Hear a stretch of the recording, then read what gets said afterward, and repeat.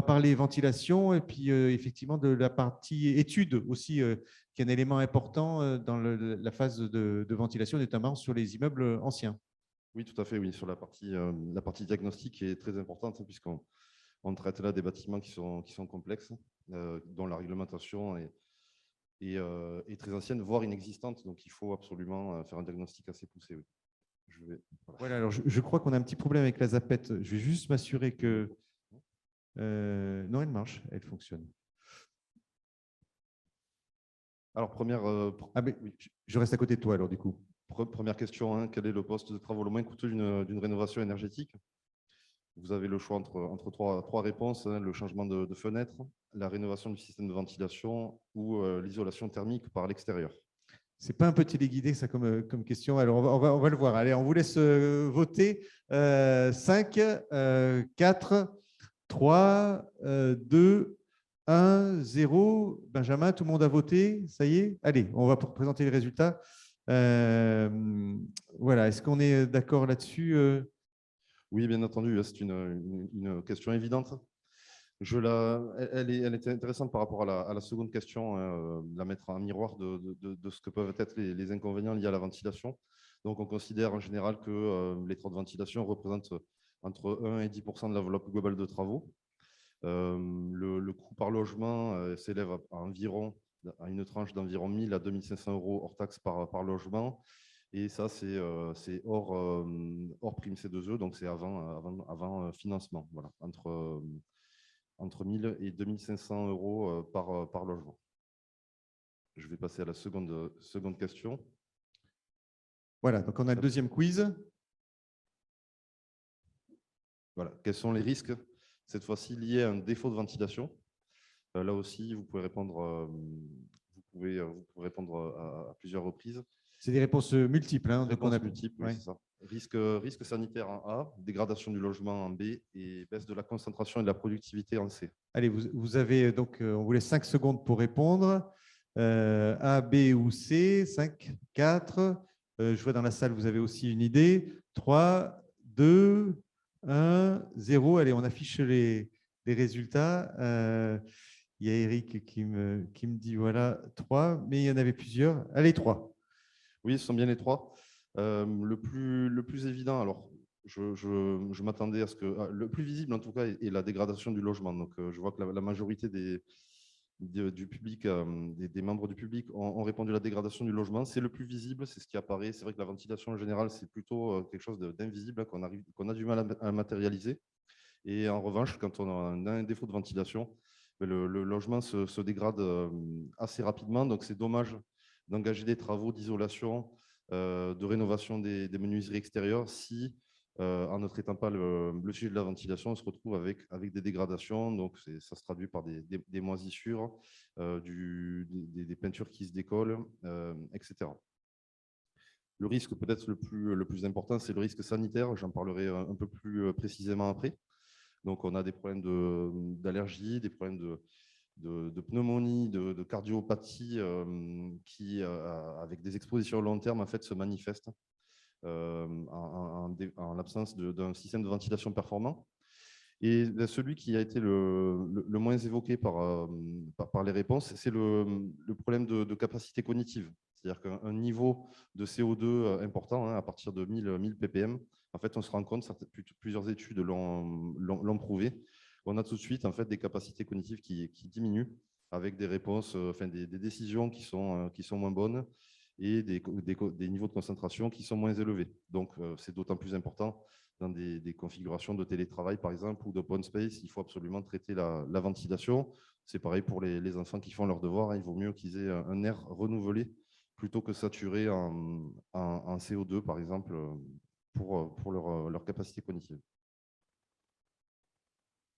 Alors, je vais vous présenter VTI, entreprise familiale créée il y a 39 ans, qui a 24 solutions de ventilation pour le bâtiment ancien. Bâtiment ancien pour VTI, c'est avant 1982. C'est notre spécialité. Hein. 1200 entreprises installatrices partenaires, 2 millions d'extracteurs vendus depuis 1983 et une conception entièrement intégrée avec un bureau d'études et un département R&D qui fait partie de VTI qui est une partie intégrante et qui conçoit des solutions qui sont brevetées aussi bien en France qu'en Europe. VTI est également présent à l'étranger, notamment sur les marchés espagnols, belges, suisses. Je vais passer à la diapositive suivante. Nos engagements, donc c'est protéger le bâtiment, offrir des solutions silencieuses, ça c'est très important hein, pour des usagers. On ne souhaite pas avoir un système de ventilation qui nous occupe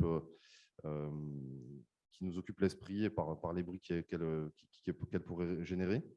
Le confort olfactif et ensuite, bien sûr, en air de qualité.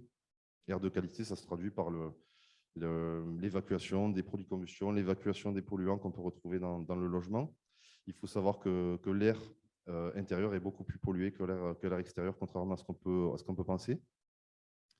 Et c'est concevoir des solutions de ventilation qui non seulement fonctionnent bien, mais soient aussi conçues de manière éco-conçue, réfléchie, et ayant le moins d'impact possible sur l'environnement, sur notre environnement.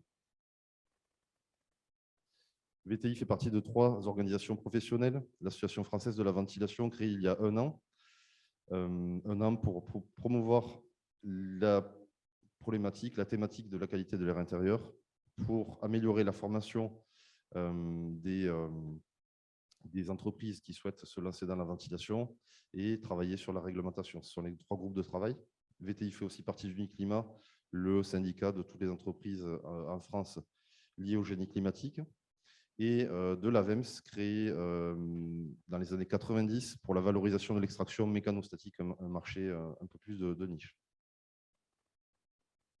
Notre raison d'être, c'est celle-ci: garantir une qualité d'air intérieur optimale aux copropriétaires et locataires, préserver leur santé et leur habitat en concevant des solutions de ventilation performantes et connectées à moindre coût énergétique et environnemental. Voilà, tout est résumé dans cette phrase.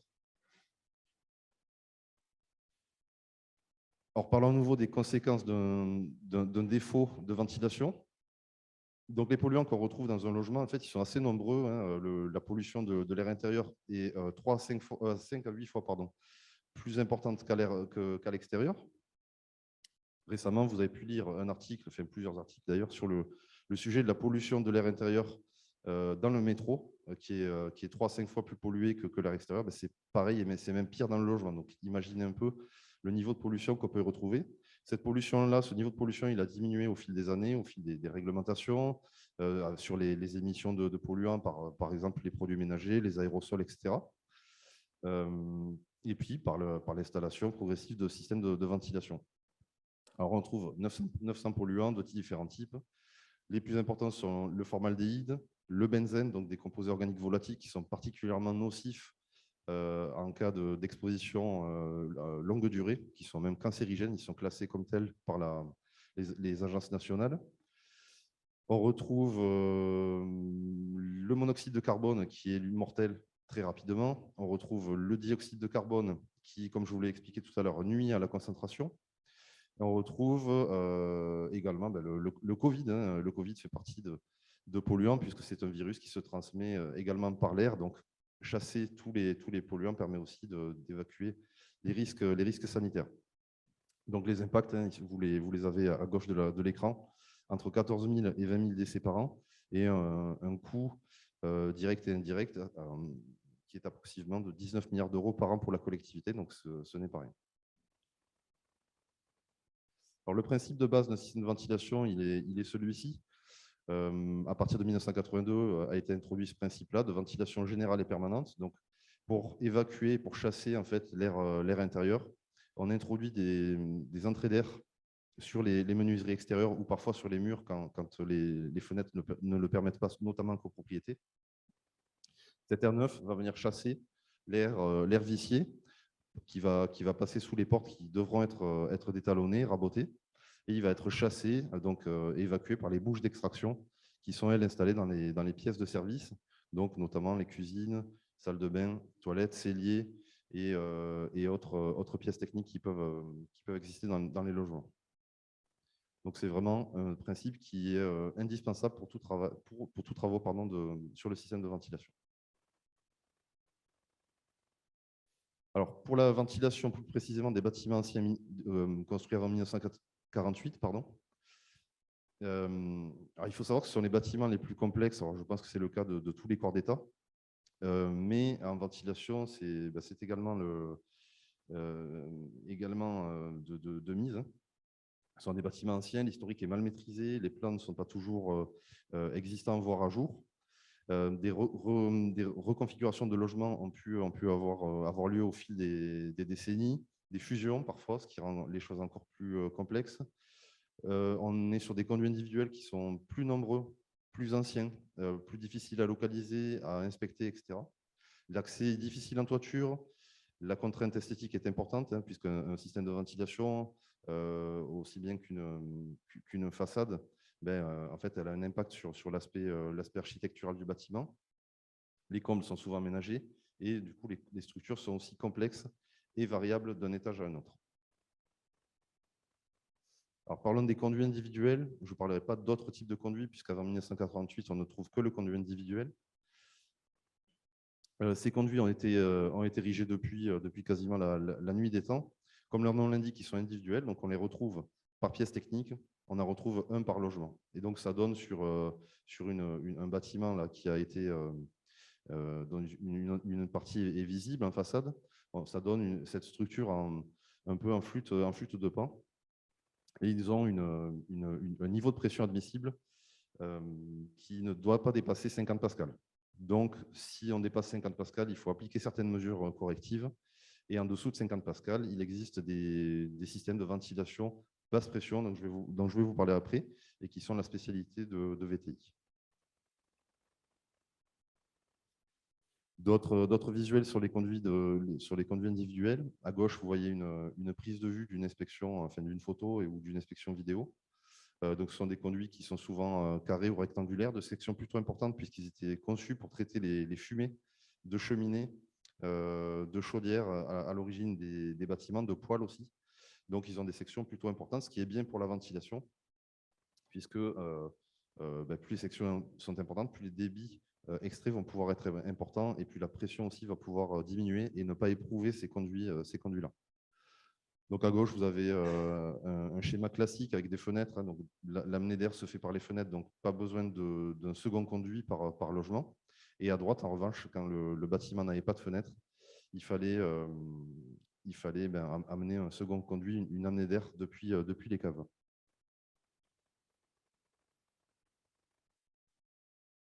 Je vais parler du diagnostic global ventilation qui est très important pour ces bâtiments, comme j'ai pu l'expliquer. Ça passe par plusieurs étapes, hein. La cartographie des appartements, donc la mise sur plan, le recensement et la cartographie des modes de production d'eau chaude sanitaire. C'est le critère le plus important quand on veut rénover un système de ventilation. Installer un système de ventilation conventionnel sur des chaudières, c'est purement criminel, mais il faut s'y attendre puisqu'il n'existe pas de réelle formation en ventilation, donc il faut vraiment trier sur le volet les installateurs et sélectionner ceux qui vont attacher de l'importance à ce type de détail, hein, qui paraît un détail, mais qui est le plus important. Sélectionner un système de ventilation compatible avec le mode de production d'eau chaude sanitaire présent dans les bâtiments. Et ensuite, repérer de manière exhaustive les conduits existants et en faire une inspection vidéo, c'est très important. En fonction de ça, voilà, il y aura plusieurs solutions possibles. Une VMC basse pression, si les conduits sont disponibles. L'installation d'extracteurs hybrides, si les conduits individuels sont exploités. Et sinon, l'installation d'une VMC haute pression. Mais c'est difficile pour ces bâtiments-là de déterminer a priori une solution qui conviendrait à toutes les configurations. Il faut vraiment traiter les bâtiments au cas par cas. Alors ici, vous avez un synoptique des solutions que propose VTI. Et on voit tout en haut, je vais zoomer sur la partie la plus importante, donc la présence ou non de chaudières raccordées sur les conduits de fumée ou les conduits de ventilation présents à l'origine du bâtiment. Et on voit en fait que ça permet de choisir, de se positionner dans une des deux familles des solutions de ventilation qui existent, soit la ventilation, disons, sanitaire de l'air vicié, sans produit de combustion, soit de l'autre côté, l'évacuation des produits de combustion. C'est important de le dire parce qu'à chacune de ces deux familles correspond une réglementation bien précise. Et voilà, c'est important de se positionner dans la bonne famille. Voilà. Il faut aussi savoir sur quels conduits sont raccordés les appareils à tirage naturel pour pouvoir positionner les extracteurs au bon endroit et les dimensionner correctement. L'inspection visuelle des conduits, à quoi va-t-elle servir? Elle va servir déjà à déterminer la nature des conduits. Alors tout à l'heure, je vous ai dit que les conduits individuels, que sur les bâtiments anciens construits avant 1948, on ne retrouvait que des conduits individuels. Alors, c'est vrai dans 90% des cas, mais pour avoir visité beaucoup de chantiers dans Paris, j'ai aussi retrouvé du conduit shunt. C'est un autre type de conduit sur lequel je ne vais pas m'étendre. Et on retrouve aussi parfois des installations de VMC particulières pour parfois certaines piles de logements. Donc, il faut pouvoir les identifier. Et ça va être un des critères d'entrée pour paramétrer et configurer un système. Il faut contrôler la vacuité des conduits. Donc, la vacuité des conduits, c'est leur qualité d'être vide ou pas. On voit sur la photo en bas à droite que, par exemple, on peut retrouver des nids d'oiseaux. On peut retrouver tout un ensemble de choses très surprenantes parfois dans les conduits. Il faut aussi contrôler qu'ils sont intègres, donc qu'ils sont aptes à fonctionner. On voit sur l'autre photo en bas à droite qu'il y a un trou. Ce trou-là, il va nuire au système de ventilation, donc il va falloir le boucher d'une manière ou d'une autre. Mais avant ça, il faut être conscient qu'il a un problème. Ce conduit-là, donc, l'inspection vidéo sert à ça. Donc pour ça, on utilise des caméras d'inspection. Tous les installateurs dignes de ce nom qui ont l'habitude de travailler dans le bâtiment ancien se doivent de posséder une caméra d'inspection. Ceux qui n'en ont pas, en général, soit viennent d'être créés et n'ont pas d'expérience, soit ont de l'expérience, mais pas dans ce domaine-là. Donc, il ne faut pas les faire intervenir. Ou alors, il faut leur demander comment ils s'y prennent, ce qu'ils sous-traitent cette inspection vidéo à des entreprises spécialisées. Mais dans tous les cas, cette inspection vidéo, elle est indispensable. On vérifie également que les pieds de conduit sont bien bouchés, pour que les conduits sont étanches en partie basse. Et on regarde si les conduits ont éventuellement été modifiés dans leur section, dans leur destination, etc. Cette inspection visuelle, elle sert également à identifier tous les conduits, à vérifier leur section. Et puis donc, vous devez avoir en fin d'inspection visuelle, en fin de diagnostic des conduits, un rapport complet avec toute la localisation des conduits, leur hauteur totale, le nombre de niveaux qu'ils desservent, le type de logement qu'ils desservent, le type de pièces techniques.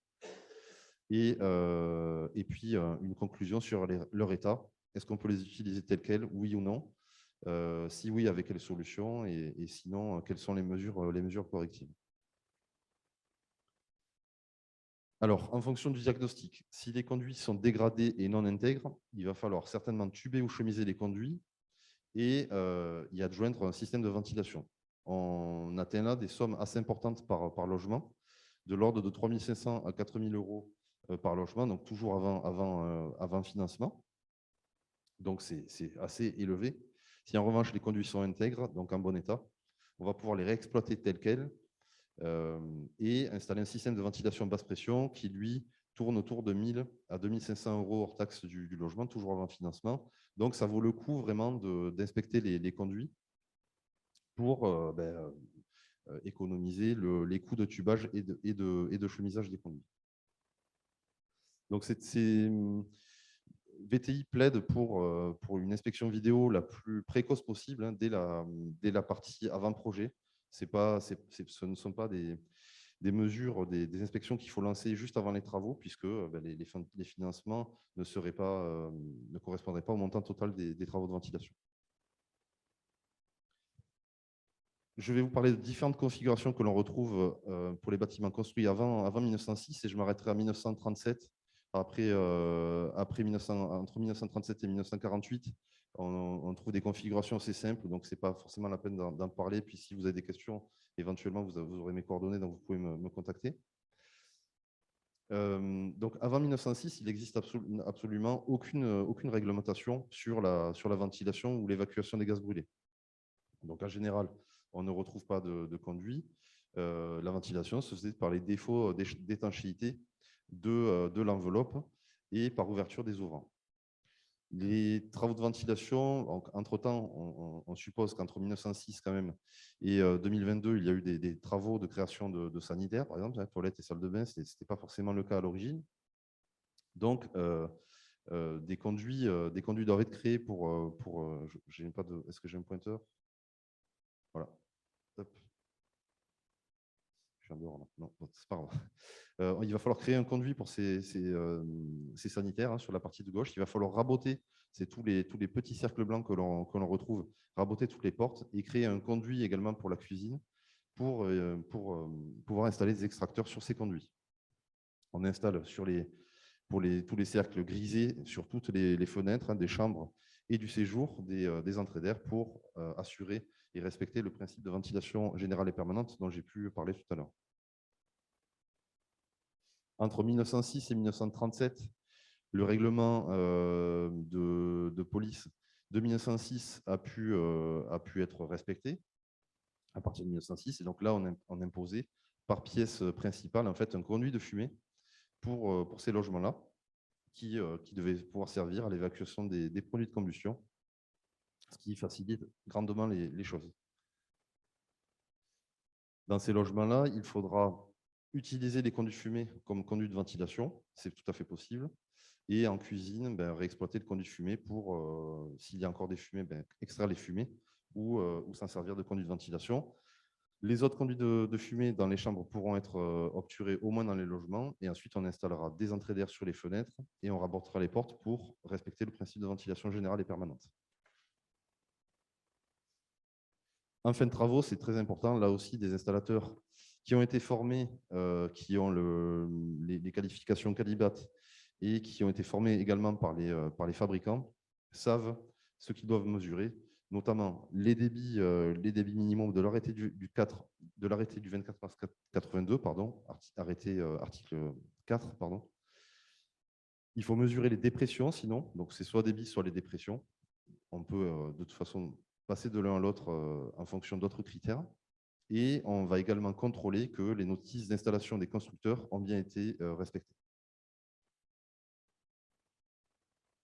Alors, je vais vous parler rapidement des quelques solutions que commercialise VTI. Ici, vous avez à l'écran la solution Voltaire Evolution, qui est une solution de ventilation mécanique basse pression. Donc, c'est comme une VMC traditionnelle, sauf que celle-ci est conçue intégralement pour la ventilation basse pression. Donc, la vitesse d'écoulement est beaucoup plus faible. On tire au profit des sections de conduit qui sont plus importantes. Donc, voilà, vitesse plus faible, basse pression. Qui dit vitesse plus faible dit aussi nuisance sonore moins importante. Vitesse de rotation des extracteurs plus lente également, et donc une consommation qui est également réduite. Cette réutilisation des conduits de ventilation, soit individuels, soit shunt, permet de ne pas tuber les conduits et d'économiser un certain montant sur l'enveloppe globale de travaux. Ce sont des solutions qui sont sous avis technique du CSTB, aussi bien pour les versions autoréglables qu'Hygro A et Hygro B, ce qui leur permet de bénéficier des certificats d'économie d'énergie. Voilà. Elles sont connectables à une solution, tout à l'heure on parlait de connectivité, ça vaut aussi pour la ventilation, et nous commercialisons une solution conçue par VTI qui s'appelle Infobox Révolution, qui permet de télésurveiller et de piloter à distance les installations de ventilation depuis n'importe quel support numérique. Même version de la ventilation d'une solution de VMC basse pression, cette fois-ci pour une résidence encore un peu plus ancienne. Hein. Donc là, on doit être sur le début du XXe siècle ou la fin du XIXe siècle. Des habitats bon marché à Puteaux, la résidence Carteau, 320 appartements, des conduits individuels de fumée un peu partout. Et là, on a pu installer des unités de ventilation Voltaire dans les combles, venir récupérer l'air des conduits individuels en carottant et en installant des plénums de ventilation. Et comme ça, on a une solution qui s'intègre parfaitement d'un point de vue technique, aussi bien d'un point de vue technique que d'un point de vue architectural, puisque rien n'est visible. Rien n'est visible. Voilà. Un plan de principe de l'installation d'un système de VMC basse pression avec l'unité de ventilation, des bougies d'extraction autoréglables ou hygroréglables qui sont installés sur les conduits de ventilation, des entrées d'air sur les menuiseries extérieures, des plénums de raccordement qui sont installés en tête de conduit pour pouvoir collecter l'air et l'évacuer vers le caisson de ventilation. Une solution qui a été commercialisée par VTI début mars, qui s'appelle Ventil Plus. On a appliqué en fait les avancées technologiques qui ont été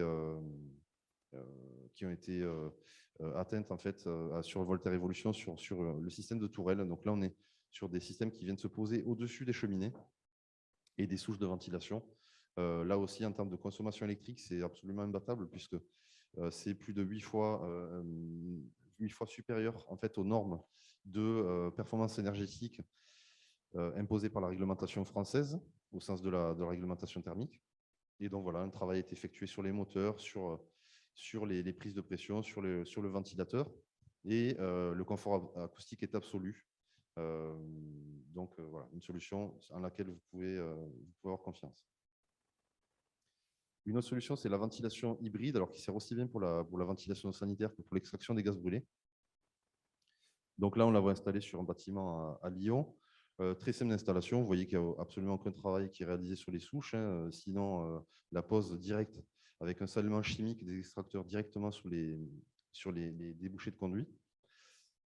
Ce qui est intéressant avec la ventilation hybride, c'est qu'elle tient compte des conditions météo. Donc, on mesure en permanence les forces motrices de ventilation naturelle, le tirage thermique et le tirage éolien. Et en fonction de seuils qui sont paramétrés en fonction de la zone géographique du bâtiment et d'autres critères, le bâtiment en fait, va basculer, enfin, le système de ventilation va basculer d'un état de fonctionnement mécanique à un état de fonctionnement naturel, donc environ 30% de l'année. Environ 30% de l'année, le système va fonctionner en mode naturel. Donc, c'est un système qui est très performant, lui aussi éligible au certificat d'économie d'énergie. Et donc là, je crois avoir terminé. Donc, vous pouvez me contacter pour toute question, toute remarque. Et vous aurez dans la présentation des éléments, des brochures pour découvrir nos solutions. Voilà, on peut applaudir Patrick. Merci Patrick pour cette présentation. Mais super présentation parce que c'est bien de parler des immeubles anciens parce que finalement, on voit qu'il y a plein de cas particuliers que la partie diagnostic est essentielle. Oui, et puis là, c'était très simplifié. Chaque bâtiment va être unique et demande vraiment une investigation assez exhaustive. Est-ce que du coup, tous les professionnels, c'est la question que je me posais, les installateurs, est-ce qu'ils peuvent tous installer des ventilations sur les immeubles anciens ou c'est des professionnels différents de ceux qui installent de la ventilation, par exemple sur les immeubles des 30 Glorieuses? Non, il n'existe pas de qualification spécifique à ces bâtiments-là en ventilation. Les qualifications qui existent sont les qualifications Calibat, les qualifications également RGE, Calibat RGE. Donc celles-ci permettent de filtrer les installateurs. Tout à l'heure, Madame Jessica Jacobi-Coali parlait de Coach Copro. C'est pas mal, ça recense des installateurs qui sont habitués à travailler sur ces bâtiments-là. Donc c'est une première approche. Mais après, ça mérite de poser d'autres questions aux installateurs directement. Comment ils interviennent, comment ils inspectent les conduits, quelle nature de conduits ils ont pu identifier et quelles références ils ont tout simplement. En termes de coût par rapport entre un immeuble ancien, avant 48, bon, ça dépend des immeubles anciens, tu me diras, mais et les immeubles des 30 Glorieuses, est-ce que il y a des grosses différences de tarifs pour installer une ventilation? Oui. Il faut compter 1,5 fois à 2 fois le coût d'un système de ventilation installé sur des bâtiments des 30 Glorieuses. Oui, donc ça, c'est parce qu'il y a une étude qui est supérieure. L'étude et puis l'adaptation aux configurations complexes de ces bâtiments-là. Oui, donc effectivement, ce qu'on peut retenir, c'est faites une bonne étude pour les immeubles anciens. Voilà, merci d'avoir fait cet effort de vraiment adapter ta présentation à ce sujet des immeubles anciens. On applaudit Patrick. Voilà.